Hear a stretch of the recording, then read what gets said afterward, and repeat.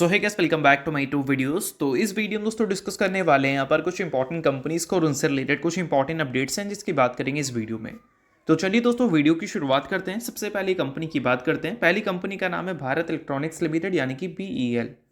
But इसको discuss करने से पहले दोस्तों अगर आपने अभी तक चैनल को सब्सक्राइब नहीं किया है तो चैनल को सब्सक्राइब करके बेल आइकन को प्रेस कर लो और सेबी रजिस्टर्ड टेलीग्राम चैनल को भी ज्वाइन कर लो जिसका लिंक आपको डिस्क्रिप्शन में देखने को मिल जाएगा। और एक डिस्क्लेमर भी है, जो भी कंपनी से रिलेटेड न्यूज़ एंड अपडेट्स हम लोग कवर करेंगे वो सारी न्यूज़ एंड अपडेट्स सिर्फ और सिर्फ एजुकेशन पर्पस के लिए है, सीखने के लिए है। तो इसको किसी भी तरह का इन्वेस्टमेंट एडवाइस मत समझना, आप खुद से रिसर्च और एनालिसिस भी कर सकते हैं। तो चलिए दोस्तों वीडियो की शुरुआत करते हैं। सबसे पहले बात करते हैं भारत इलेक्ट्रॉनिक्स से रिलेटेड कुछ इंपॉर्टेंट न्यूज़ एंड अपडेट्स के बारे में। सो दोस्तों अगर हम भारत इलेक्ट्रॉनिक्स की बात करें तो ये कंपनी जिस सेक्टर में काम करती है उस सेक्टर से रिलेटेड आगे चलकर कुछ ऐसी चीज़ें हमें देखने को मिल सकती है जिससे इस सेक्टर की जितनी भी कंपनीज हैं सबको काफ़ी अच्छा फ़ायदा हो सकता है। बट अगर हम बात करें कंसिस्टेंसी की तो वहाँ पर भारत इलेक्ट्रॉनिक्स आपको काफ़ी मच बेटर देखने को मिलती है बाकी डिफेंस कंपनी के मुकाबले। और उस केस में क्या है कि भारत इलेक्ट्रॉनिक्स आगे वाले सालों में भी काफ़ी कंसिस्टेंट अपने रेवेन्यू एंड प्रॉफिट को पहले के कंपैरिजन में ज़्यादा तेज़ी से ग्रो करती हुई नजर आ सकती है। अब एग्जैक्ट वो सारी चीज़ें हैं क्या, तो चलो उन सारी चीज़ों को डिटेल में समझते हैं। तो देखो दोस्तों अभी क्या हुआ है, रिसेंटली डिफेंस सेक्रेटरी की तरफ से एक स्टेटमेंट हमें आती हुई दिखने को मिली जहाँ पर उन्होंने ये बताया कि इंडिया को 20% ज़्यादा डिफेंस बजट रखना चाहिए 2026 के फाइनेंशियल ईयर में, या फिर बोल सकते हैं 2026 के फाइनेंशियल ईयर में जो डिफेंस बजट हमें देखने को मिले उसको 20% से बढ़ाना चाहिए। सिंपल सी बात है।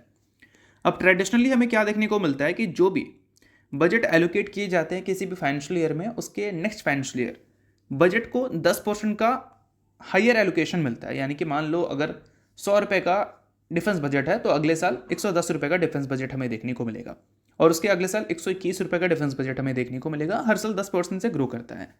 बट अभी के टाइम पे जो हमें माइक्रो सिचुएशन देखने को मिल रही है, चाहे इंडिया पाकिस्तान की सिचुएशंस की बात करें या फिर ग्लोबली सिचुएशंस की बात करें, तो उन सारी चीज़ों को देखते हुए अभी के टाइम पे 10% से काम नहीं चलेगा।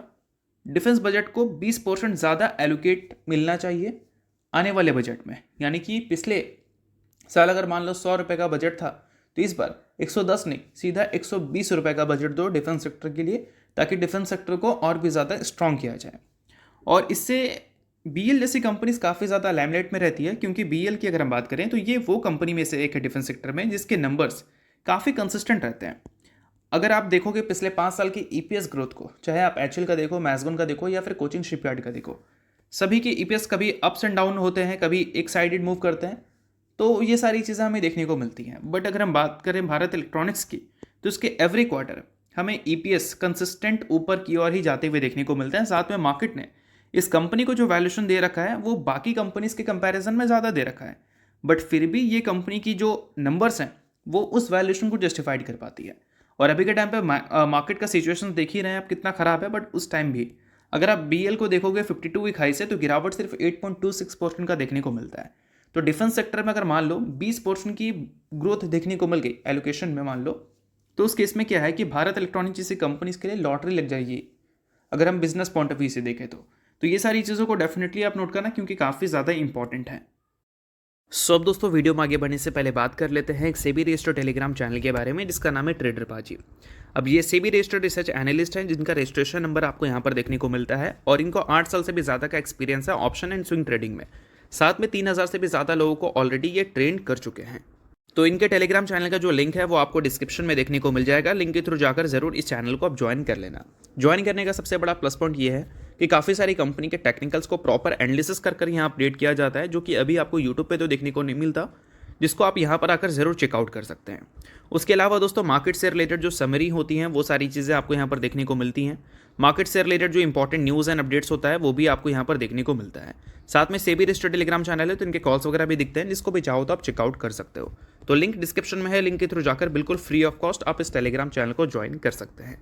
तो चलिए दोस्तों बात करते हैं अगली कंपनी के बारे में। सो अगली कंपनी का नाम है दोस्तों टाटा पावर लिमिटेड। सो दोस्तों अगर हम टाटा पावर की बात करें तो फिलहाल ये कंपनी रिसेंटली पावर सेक्टर में एक्सपैंड करने के लिए काफ़ी सारी बड़ी बड़ी रिपोर्ट हमें देती हुई नजर आई है। खासकर रिन्यूएबल सेक्टर की अगर हम बात करें तो रिन्यूएबल सेक्टर को अपने पोर्टफोलियोज में कंपनी एक बड़ी बूम देना चाहती है, जिससे रिलेटेड भी कंपनी ने रिसेंटली एक गाइडेंस रिपोर्ट किया था। उसके बारे में हम लोग बात करेंगे। बट अभी रिसेंटली क्या हुआ है कि टाटा पावर ने रेज किया है 2000 करोड़ रुपए via issuance of non convertible debenture.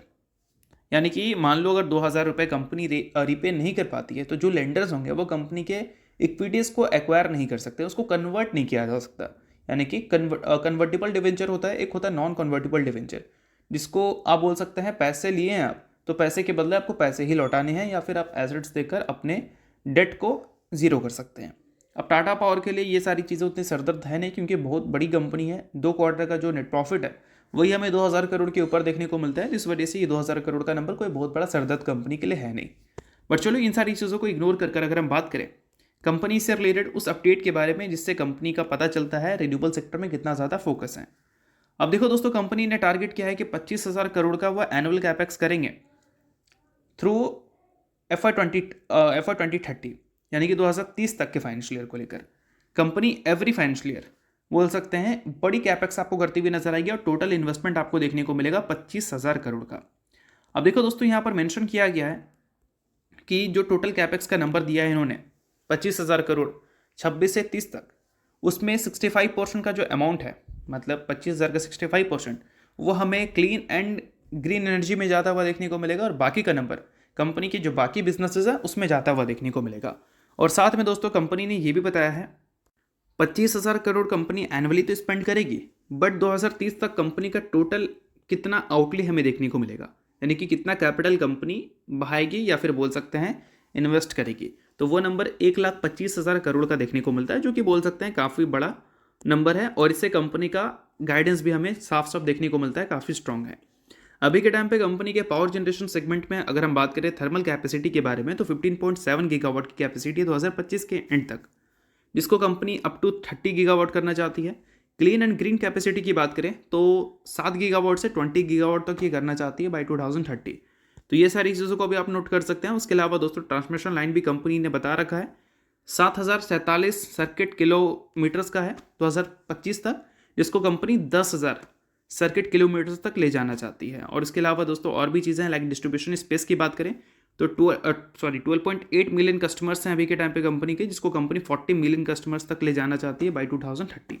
तो यही सारी चीज़ें हैं कंपनी के गाइडेंस से रिलेटेड, जिसको आप प्रॉपर नोट कर सकते हो। सो इसके अलावा बात करें अगली कंपनी के बारे में, तो नाम है दोस्तों दीपक नाइट्राइट लिमिटेड। बट इसको डिस्कस करने से पहले अगर आपने अभी तक से भी रेस्टो टेलीग्राम चैनल को ज्वाइन नहीं किया है तो उसको जाकर आप ज्वाइन कर लो, लिंक आपको डिस्क्रिप्शन में देखने को मिल जाएगा। काफ़ी सारी कंपनी से रिलेटेड न्यूज़ एंड अपडेट्स आपको यहाँ पर देखने को मिलती है, बिल्कुल फ्री ऑफ कॉस्ट, और काफ़ी सारी कंपनी के टेक्निकल्स को प्रॉपर एनालिसिस कर भी अपडेट किया जाता है, जिसको भी चाहो तो आप चेकआउट कर सकते हो। तो लिंक आपको डिस्क्रिप्शन में दिख जाएगा, लिंक के थ्रू जाकर चैनल को बिल्कुल फ्री ऑफ कॉस्ट आप ज्वाइन कर लेना। अब दोस्तों बात करते हैं दीपक नाइट्राइट के बारे में। तो दीपक नाइट्राइट की आज के दिन की परफॉर्मेंस चलो ठीक थी। रिसेंटली कंपनी की परफॉर्मेंस थोड़ी सी अप्स एंड डाउन भरी हमें देखने को मिली है, बट आज के दिन देखोगे तो परफॉर्मेंस ठीक है। अब दीपक नाइट्राइट एक बहुत बड़ा स्ट्रगल फेस करती हुई दिखी है अपने बिजनेस में। स्ट्रगल इस बात का है कि पहले कंपनी का जो ईपीएस कंसिस्टेंट ग्रो करता था, वो पिछले 3-4 सालों से ग्रो ही नहीं कर पा रहा है। ईपीएस में ग्रोथ छोड़ो, डी ग्रोथ कंपनी रिपोर्ट करती हुई दिख रही है। पहले ईपीएस के ग्रोथ की वजह से कंपनी का वैल्यूएशन नीचे आता था, बट अभी के टाइम पे ईपीएस के डी ग्रोथ की वजह से कंपनी का वैल्यूएशन ऊपर चला गया है। क्योंकि अगर हम बात करें ईपीएस और वैल्यूएशन के बारे में, तो ईपीएस इंटू करंट पी अगर कर दोगे तो कंपनी का शेयर प्राइस आ जाएगा, बट ईपीएस अगर नीचे आ जाएगा तो उस केस में शेयर प्राइस को मेंटेन करने के लिए वैल्यूएशंस को ऊपर जाना पड़ेगा, सिंपल कैलकुलेशन है।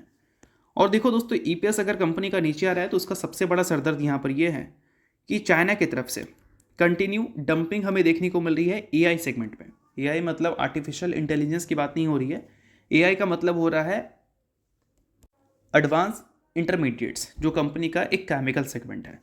उसकी प्राइसिंग लगातार आपको प्रेशर में देखने को मिल रही है चाइनीज डंपिंग की वजह से, और ये कंपनी का टॉप कंट्रीब्यूटिंग सेगमेंट में से एक है।